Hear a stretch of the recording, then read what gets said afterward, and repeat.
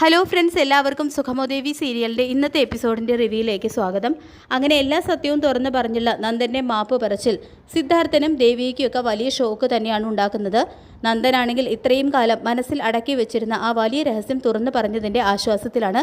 തുടർന്ന് പ്രഭ വന്ന് നന്ദനോട് പറയുന്നുണ്ട്, ഒരു കാരണവശാലും കെവിനും ഇസബെല്ലയും ഇതറിയരുത്, ചീറ്റിംഗ് ആയിട്ടേ അവർക്ക് ഇത് തോന്നൂ, ഇനി ഞാൻ കാര്യങ്ങളൊക്കെ നോക്കിക്കൊള്ളാമെന്നും പറയുന്നു.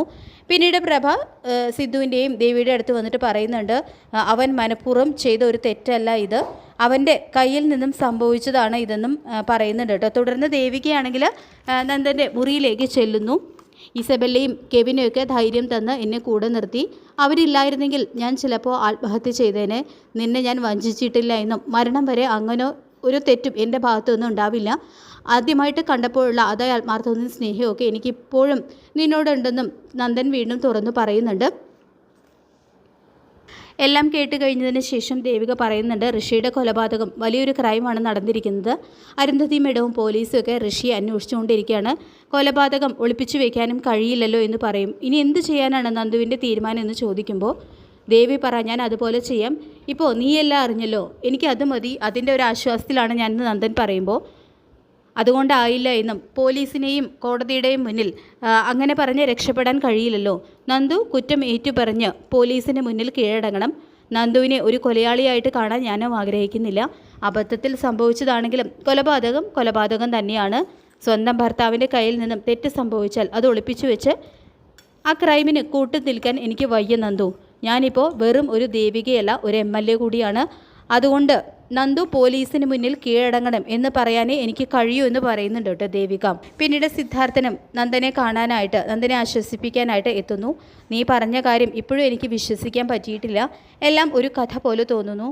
ആരെയെങ്കിലും രക്ഷിക്കാൻ നീ സ്വയം കുറ്റം ഏറ്റെടുക്കുന്നതാണോ എന്ന് സിദ്ധാർത്ഥ ചോദിക്കുമ്പോൾ, ഒരാളെ കൊന്നു എന്ന് ആരെങ്കിലും കള്ളം പറയൂ അച്ഛാ, ഞാൻ പറഞ്ഞത് മുഴുവൻ 100% സത്യമായിട്ടുള്ള കാര്യങ്ങളാണ് എന്ന് പറഞ്ഞുകൊണ്ട് നന്ദൻ സിദ്ധാർത്ഥന് മുന്നിൽ പൊട്ടിക്കരയുന്നു.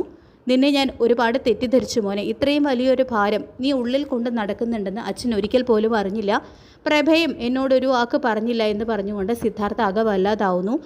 ദേവിക അവൾ എന്ത് തീരുമാനമെടുക്കുമെന്ന് പറയാൻ പറ്റില്ല എന്ന് സിദ്ധാർത്ഥ പറയുമ്പോൾ, പോലീസിന് മുന്നിൽ കുറ്റം ഏറ്റു പറഞ്ഞ് കീഴടങ്ങണമെന്നാണ് ദേവി പറഞ്ഞത്. ഇനി എനിക്ക് ജയിലിൽ പോയി കിടക്കാനും പേടിയൊന്നുമില്ല അച്ഛാ, നിങ്ങളൊക്കെ എൻ്റെ കൂടെ ഉണ്ടല്ലോ, അത് മതി എന്ന് പറയുന്നുണ്ട് കേട്ടോ നന്ദൻ.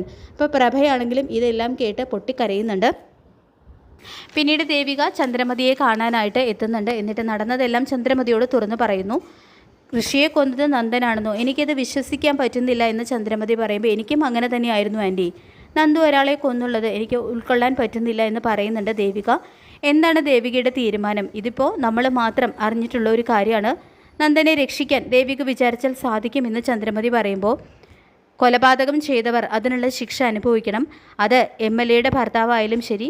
പക്ഷേ ഋഷി പ്രേതമായിട്ട് നന്ദുവിൻ്റെ മുന്നിൽ ചെന്നു എന്നൊക്കെയാണ് നന്ദു പറയുന്നത്.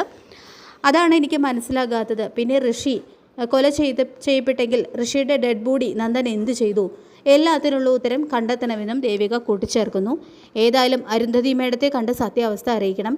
നന്ദുവാണ് ഋഷിയെ വകവരുത്തിയത് എന്നറിഞ്ഞു കഴിഞ്ഞാൽ മാഡം എങ്ങനെ പ്രതികരിക്കും എന്ന് പറയാൻ പറ്റില്ല എന്ന് പറഞ്ഞുകൊണ്ട് ദേവിക വല്ലാതാവുന്നുണ്ട്.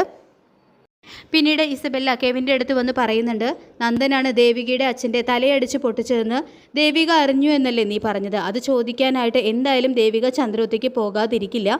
ഇപ്പം നിനക്ക് മനസ്സിലായില്ലേ കെവിനെ, ഞാൻ എന്തുകൊണ്ടാണ് നന്ദനെ ഹോസ്പിറ്റലിലേക്ക് പറഞ്ഞു വിടാതെ തടഞ്ഞു നിർത്തിയതെന്ന്?